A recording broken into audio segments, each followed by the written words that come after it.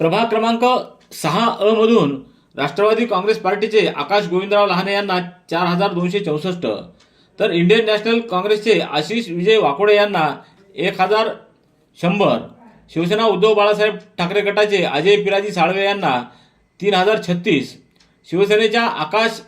भगवान साळवे यांना 1482, वंचित बहुजन आघाडीचे गौतम मरिवा भराडे यांना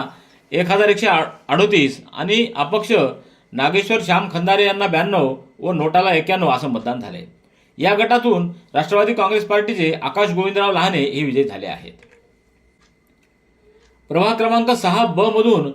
शिवसेनेकडून जाधव सुरेखा प्रमोद कुमार यांना 1979,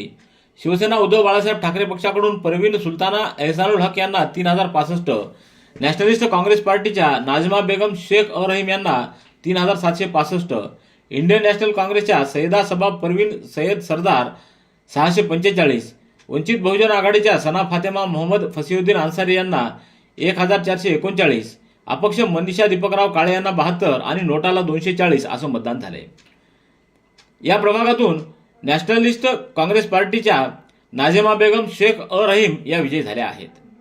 प्रभाग क्रमांक 6 मधून भारतीय जनता पार्टीच्या गाडेश शारदा मुकेश यांना 471, शिवसेना उद्धव बाळासाहेब ठाकरे पक्षाच्या आयशा अवध चौश यांना 3184, राष्ट्रवादी काँग्रेस पक्षाच्या तबस्सुम वसीम शेख यांना 3978, शिवसेनेच्या मोनाली निखिल सक्तेपार जैन यांना 1618, वंचित बहुजन आघाडीच्या उजमा मेहरीन अहमद एहसान यांना 1224, बहुजन मुक्ती पार्टीच्या सयाबाई भगवान लेंडे यांना 141 व अपक्ष जुलेखाबी नूरखा यांना 406 व नोटाला 184 असं मतदान झाले।